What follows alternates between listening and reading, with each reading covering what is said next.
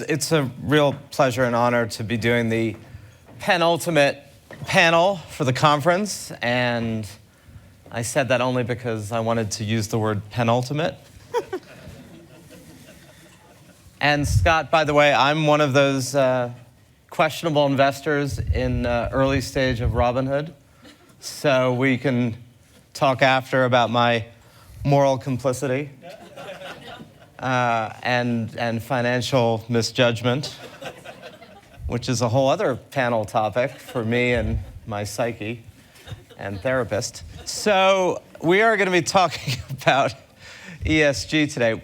For those who've been dancing in this space, we are clearly in the golden age of environmental social governance criteria as it applies both to internal corporate management and external investing. And the three of us today, Gina and Arturo, are both in companies, a software company and a financial technology company. Unfortunately, we're not joined by Jeff today because of a travel snafu, but I guess he'll be here in spirit.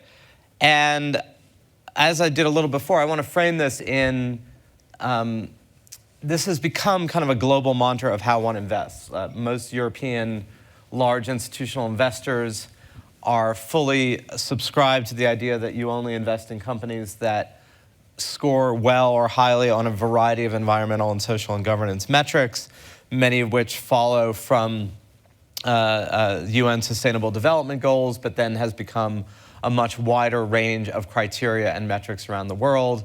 Large institutional investors in the United States, like CalPERS or BlackRock, and people like Larry Fink have been talking about this for a good bit of time. Certainly all large Canadian pension plans, and on and on and on down the world. And so there's kind of a increasingly, if not universal, widespread acceptance that these are metrics and criteria that companies should be responsive to, that it's vital for climate change and the planet, it's vital for worker rights, it's vital for how companies are run, whether that's diversity of boards or shareholder rights or shareholder activism. All of that has become embedded in how investors think about companies, how boards think about shareholders, and how corporate management thinks about itself and its workers. So we're gonna talk about that today, but I think within the framework of a few questions. One, now that this has become everything, is it anything? If every company in the world and every Fortune 500 company in the world has essentially decided to measure these things either because they've been forced to do so by institutional investors or the general climate that says that you should, is the measuring of all of this an advancement or not? What does measuring preclude? You know, if you can't measure it, does that mean it's not something you should pay attention to? And then just how does this play into individual companies? So I'm gonna ask both of you kind of in a broad way to actually just share your own experiences, one from Coupa and the other from Mastercard, how this has evolved over time and where you are now, and then we can get a little bit more into the meat of these things. So just kind of as an intro, what's your company doing? What are you doing within the company? How do you see the arc of that over the past decade plus? Yeah, absolutely. Well, first of all, hello to everybody, and thanks so much for spending some time together.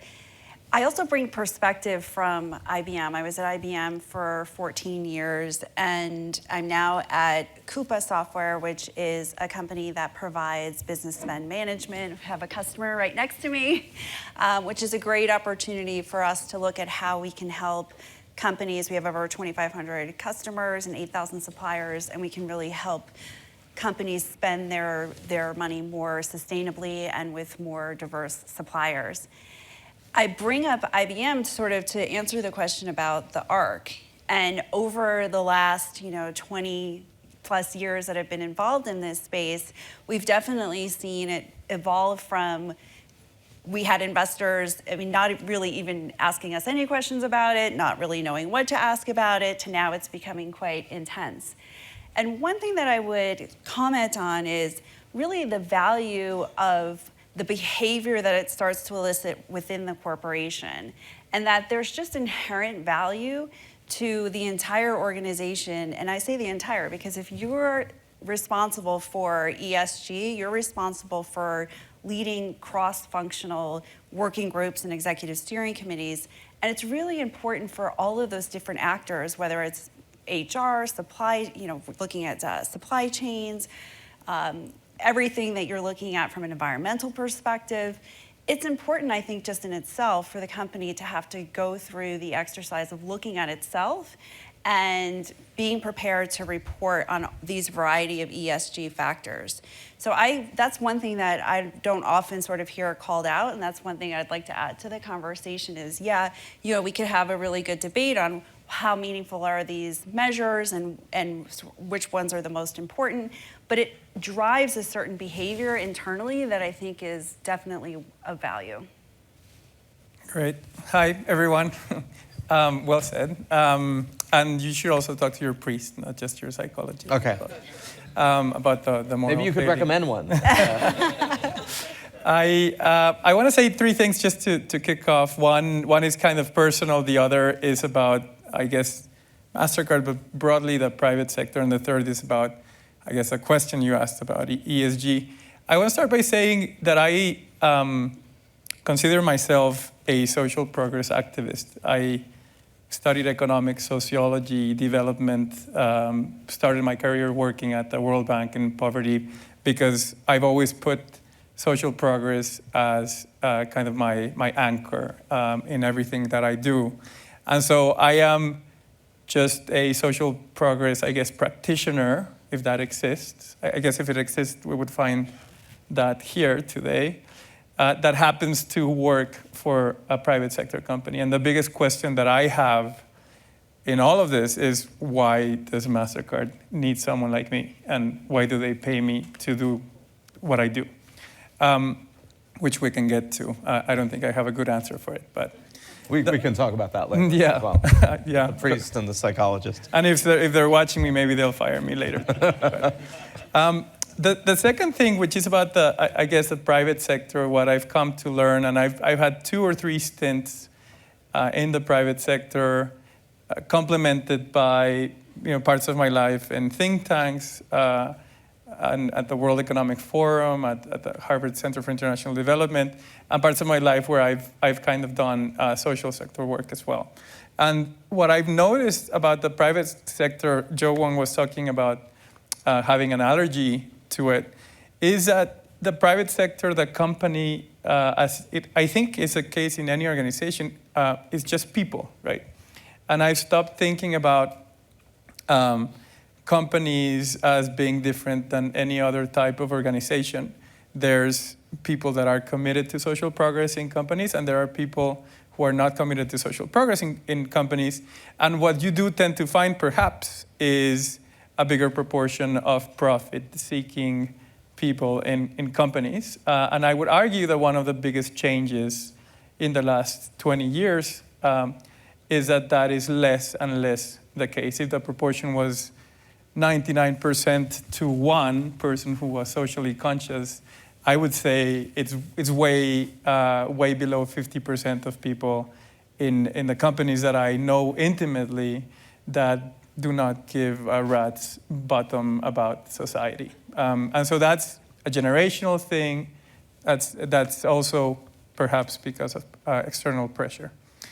The thing I would say about ESG, I was sitting 20 years ago at a classroom at the Kennedy School with John Ruggie, teaching human rights and business. He was a Canadian diplomat, Canadian-American, I guess, who was fundamental in creating the Global Compact.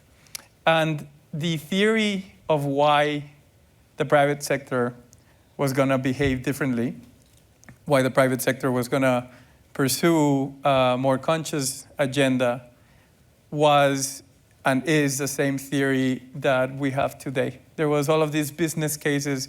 Consumers are going to walk out or vote with their money. Employees are going to demand it. Investors are going to start measuring it, etc. And my one observation about ESG, previously CSR, previously a whole bunch of initiatives, is that it hasn't actually moved as fast as people thought 20 years ago. And consumers actually, I've yet to see a piece of peer-reviewed research that shows that consumers are actually changing the world with their decisions. And we can talk about inequality is part of that conversation. Maybe they don't have the money to choose the better products. Maybe it's too much to ask for people who live $300 from poverty. But let's just say the business case of socially conscious companies, particularly those that are publicly traded, in my view, has not been evidenced by research. And look, there is a tension in this, in that, as you've mentioned, 20 years ago it was CSR, it was a different acronym. There was a lot of talk about how this was going to become more ubiquitous.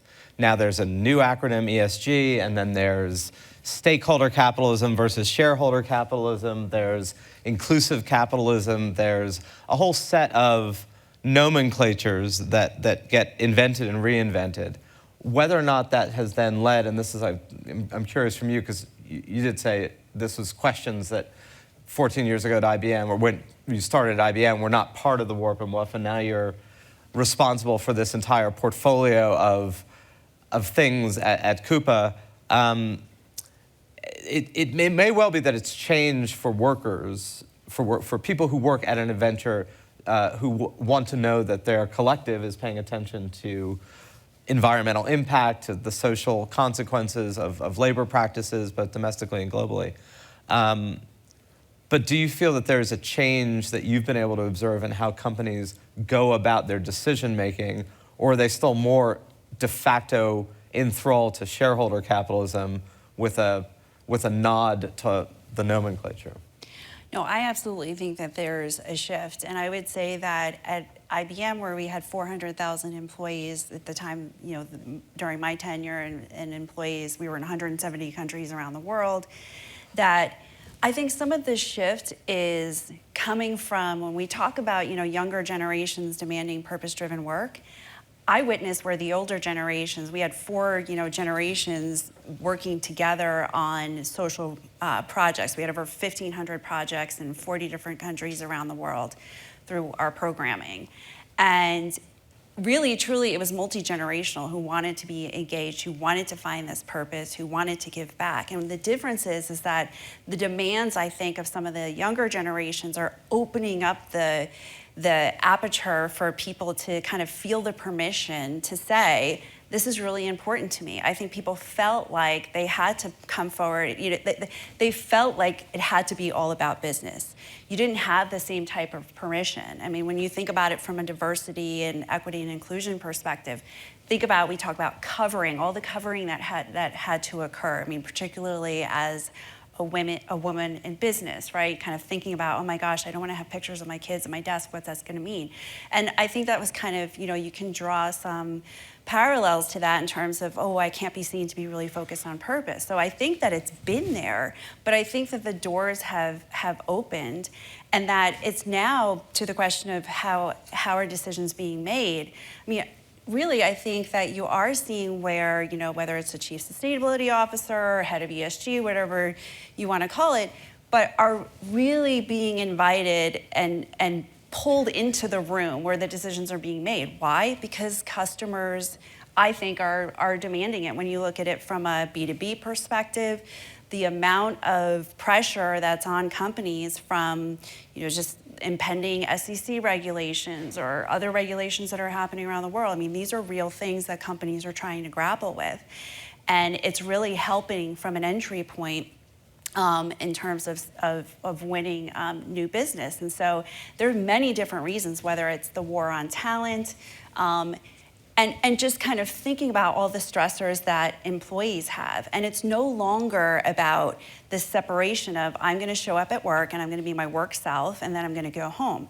Now companies really have to think about how to embrace and support people as full individuals so that people can bring their full selves to work. And that is, just those couple of things from the range of thinking about, the expectations on behalf of investors, customers, and now your employee base. I mean, and thinking about the significance of bringing in diverse talent, providing more equitable, more equality in the workplace. just in that in itself, I mean, that's a massive scope of work. And I do see that it's not a group of people who are sort of sidelined in a corner who are writing out checks. I mean, that's gone. That's long gone. Man, if I had a job, I would really like to bring my full self to work. Arturo, Gina's a little more, I think, sounds a little more optimistic about the cultural impacts of it. But of course, you're embedded in a business where there's also the reality of a lot of the work, the reality of payments and digital payments to unbanked and people around the world. I mean, there's obviously a lot that, even if it is unclear whether customers are going to change their behavior, and certainly in a place like Mastercard, it's not exactly clear how they would change their behavior, right? I mean, they could pick Visa, or they could pick PayPal, or they could pick crypto. But the reality is there's not a plethora of optionality as to how you change your behavior. But you can have a lot of influence on kind of the social good part. Maybe talk about that, of like what tools you can bring to bear that are both potentially profitable but highly impactful. Yeah, I would argue actually that the behavior change, just focusing on like what's closest to one of Mastercard's core businesses, which is payments technology and kind of supporting the financial sector to do all kinds of transactions, is really moving people away from using cash. Right. And it's known that there are economic, social costs of cash. It's quite a millenary technology to be walking around with paper in your pocket. Someone needs to cut a tree to print it, and then it gets disposed of. So it's not great for the environment either, and it's not safe for people, particularly if you think, for example, about women working in in the garment industry in Vietnam who get paid cash and have to walk 2 miles back to their house. It's not the ideal way of doing it. So we think of cash as one of these kind of societal conditions that we need to focus on, and at the bottom of the pyramid, it's more prevalent. And so we have a big commitment to bring 1 billion people into the digital economy, which includes unbanked and underbanked people. Now, just to give you kind of a sense of the scale of that commitment, which has a deadline by 2025, there's 1.7 billion people who are unbanked in the world. So we're kind of trying to take a big chunk of that. We're very excited that this year we'll see the results of the Global Findex from the World Bank, the financial inclusion index that comes out every 3 years, in this case 4 years. And we'll be able to measure our progress against the world's progress on financial inclusion. I'm not, I was not trying to be negative about Mastercard. I think if there's any company where I've actually brought in my very healthy pragmatism to try to understand the level of commitment and pushed in all things that I could, Mastercard has not disappointed me. I consider myself and the Center for Inclusive Growth, which is a social impact hub of Mastercard, as a little bit of a Robin Hood. We take everything that we can from the company. Different Robin Hood. Yeah, Yeah. Different, the actual character. We take Mastercard's volunteering time, we take Mastercard's data, we take Mastercard's money. They put up a fund, a philanthropic fund of $500 million that we very happily invest. And we try to maximize social impact. And that's really the KPIs that my team and Shamina, the president of the center, and to some extent our vice chairman, Mike Froman, gets measured against, is there's no P in the P&L there. It's all about impact and how much impact we were able to achieve. So, and just a final point on the internal culture, every Mastercard employee gets 5 days of paid volunteering, 5 full days. They can use them as they please. We have an internal system called Unlocked for volunteering projects, where we put up a project, we we want to build a tool for an NGO. We want to help a city do analysis on their downtown core and for like social investment. And I can say these slots get filled within minutes. There's so many of our employees that just want to help and want to do something socially. Yeah, no, I didn't. I don't think anyone thought you were being negative about Mastercard, and we'll testify about that if we have to, in the appropriate place. But it is that open question of consumers as opposed to the B2B customers will often say, if asked in a survey, are you more likely to buy a product from a company that follows your sense of what is morally appropriate in the world? And they will overwhelmingly say yes. But when faced with the choice between an item that's $1.90 at a store and $1.70 at a store, will overwhelmingly make a pocketbook and or convenience decision. It's kind of the Amazon Prime. Like, everyone says they want to shop local, but if you actually looked at how Amazon Prime is doing, clearly there's some gap between what people say they want to do and how they actually behave. I'm wondering, you in some of our comments, both of you talked about, as these things have become increasingly central to corporate life and ubiquitous, and particularly as the envelope of issues has broadened to board diversity and gender parity on boards and shareholder activism and how do companies interact with that, that there's a little bit of a tendency to go, okay, you're the person who knows sustainability and ESG, so you handle it.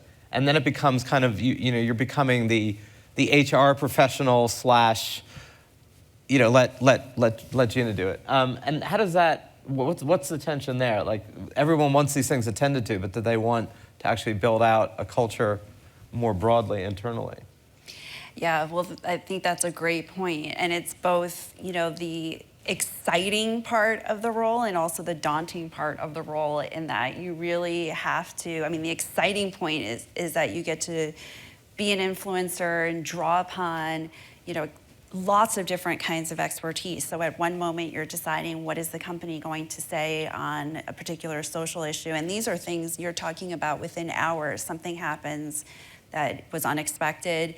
What's our position going to be? So that's a major consideration. Or, how transparent are we going to be on some of our statistics around diversity, equity, and inclusion? Or, how do we build out and sort of respond to employees' demands for more purpose-driven work? I can go on and on. And so it's just this incredible responsibility. And yeah, I think that it is kind of easy to say, well, let's kind of have one person focused on that. But I think that where you can build the best decisions is by really bringing people together from a cross-functional perspective and really having kind of, these multi-tiered systems where you have, convening of people who are representing various parts of the business, leaders who are making decisions, and also having working groups that are really focused on, let's ensure that we have the right frameworks together in terms of how we're going to respond, or,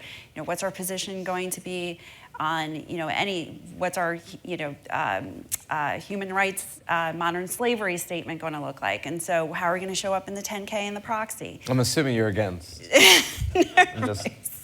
Anyway. I'm also a returned Peace Corps volunteer. So I think that, there's definitely, I think sort of going off a little bit, there's a place for people like us in corporations. And I think that it's a matter of looking at, this is a way for me, I think, to look at the resources of a corporation and to apply them to all of these different variety of societal issues, because none of these issues can be solved by any one entity, right? And so I think the more that we can build these multi-stakeholder partnerships, the more that we're working together with the public sector and the private sector and the social sector, the more that we can really bring, different points of view, different resources. You have enormous resources at your fingertips, and it's not just the financial resources, it's the influence, it's the networking that you can bring to organizations. So I realize I'm now going off script, but I do think that it's also the responsibility to ensure that it's not about any one person in the ESG team answering these things, but that we're really enabling and supporting and working together with leaders across the business. So on this, kind of following that for Arturo, there has always been a tension here. There's a tension from kind of the pure investor slash shareholder capitalism of these are all externalities, government should settle this, nonprofits, NGOs, but that's not really that's the business of a business is business, the Milton Friedman idea that became so prevalent in global corporate governance. But there's also a critique from the left, from the more activist side, which is these are all sort of elaborate forms of rearranging the deck chairs. These are forms of greenwashing. You know, we filled out a very long UN survey, or we adhered to the following principles. You know, the easiest thing in the world for a large corporation to sign off saying that it's in accord with UN principles of sustainable development, or we're going to decarbonize by 2050, which is great because most of the people who are claiming that they're going to decarbonize by 2050 will be long retired or partly dead, or partly partly retired and long dead, one of the two. It's very hard to tell these days. So, and you come out of more, as you described, more of a social activism background and are now in that. How do you respond from the critique on, for lack of a better word, from the left, which basically says, you're trying to do a round peg in a square hole, and all of this is nice, and 5 days is lovely, and it's great they're volunteering, but the inherent corporate structure and shareholder structure is inimical to actual environmental change or actual decarbonization or actual diversity and inclusion, because that critique exists as well, and I think particularly in the more activist world. Yeah, so a couple of things. I just want to go back to one of the points or one of the questions that you asked before about how you get others to engage and not just this like work in a little silo of do-gooders and stuff like that. And one of the things that Mastercard did, well, first thing is that ESG gave us a great moment in time to hone in on all of the great work that had been going on for more than a decade, and kind of like refocus it and put it into this very neat pillars of people and planet and prosperity. And so if you go and look for our ESG or sustainability and social impact strategy, you'll see what the focus areas are. I mentioned financial inclusion. We're also, to your point on networks, leading a network of companies that are planting 100 million trees in the next 8 to 10 years.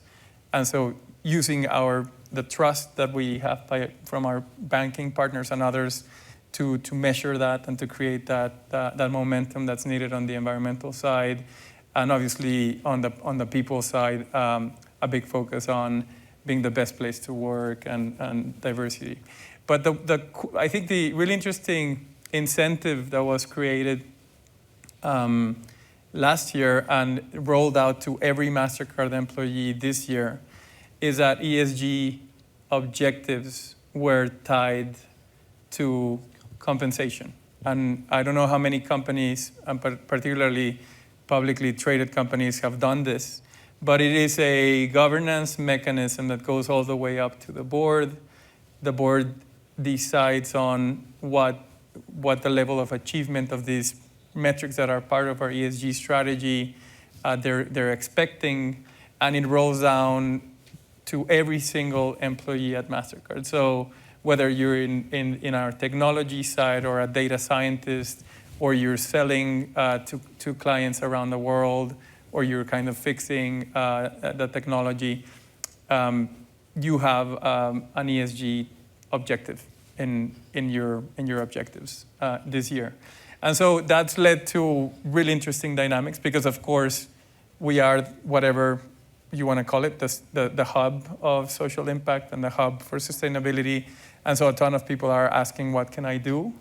But I think it generated a really positive momentum we have some answers on what everyone can do. And so I think it's going to take the company to the next level. And I think that's linked to the criticism as well. I would personally criticize a window dressing exercise if I thought that was happening, right? And you could say the same for some investors that claim that they are cleaning up their portfolio, but the actual funds come from the same sectors that they are divesting. And so I think as a person, I would be very quick to call BS. I think as a Mastercard employee, as I said, the level of commitment that I've seen goes beyond what my pragmatic self would have led to believe I was going to find. That's cool. We have time for a couple of questions, so why don't we go here and here, and I think it's 3. We'll have time for 3, so they're all right there. And a mic. Here you go, and then Min, or here, whichever. Thanks. Oh.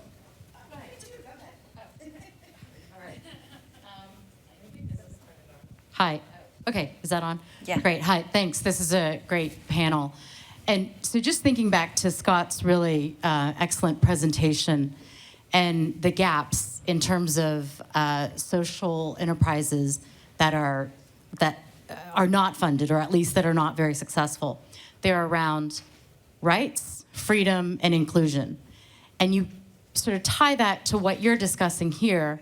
It seems to me that the financial model, or the way that we think about what's sustainable for social progress, doesn't actually help us get to the fundamental questions around trust, truth, and democracy, what we've been talking about for the last 48 hours.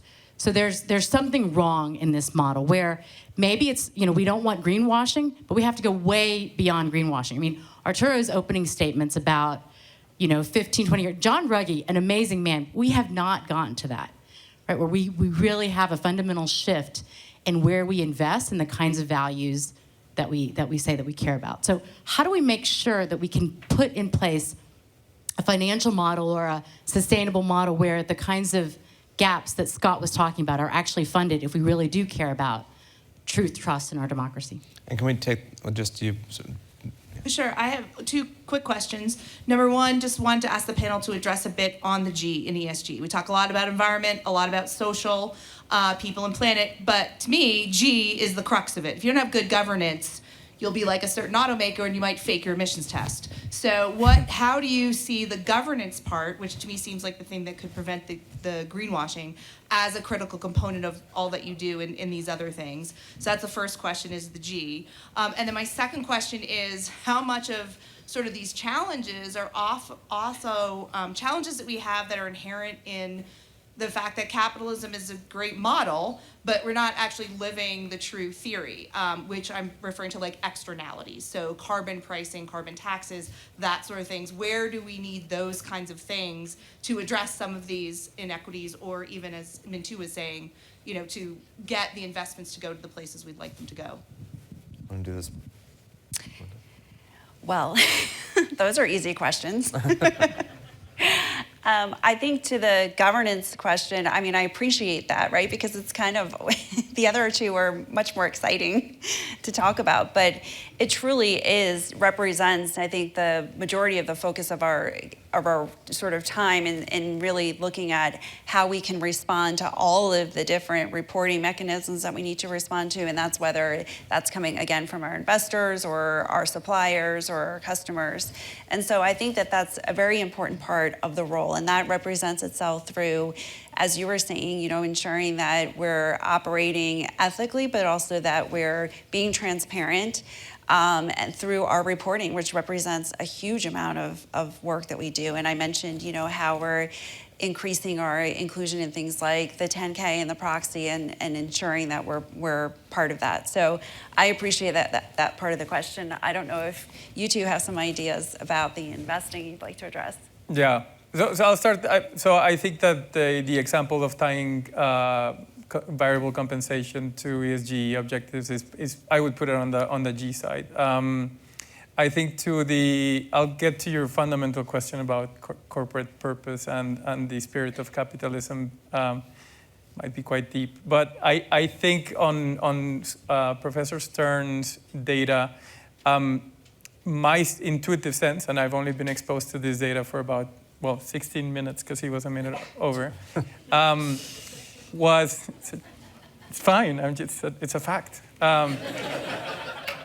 Is that these are measures of unicorns. So part of it might be Joe Wong's graph on the exponential nature of some social progress issues that might be more fit for digital technology to tackle them.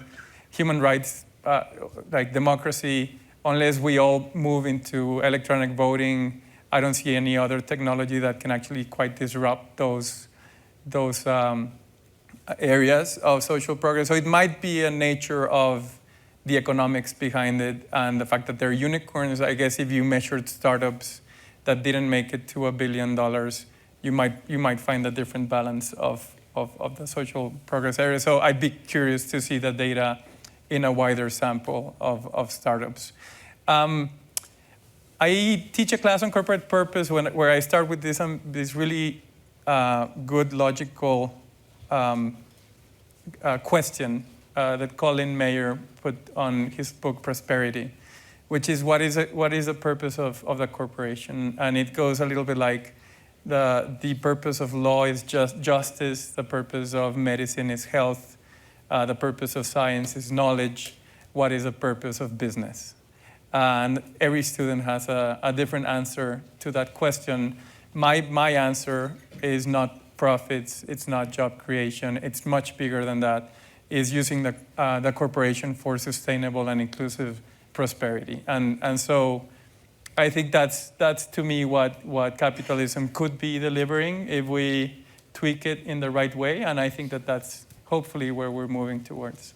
That's a great valedictory note, and if 16 minutes made us knowledgeable about Scott's views, 40 minutes has made all of you an expert about ours. So I know, but I'm happy to do that, but we're a minute over and Sophie will kill me, so we'll have to do that offline. So thank you so much for listening, and we've got one more panel for the fireside chat for the end of the day.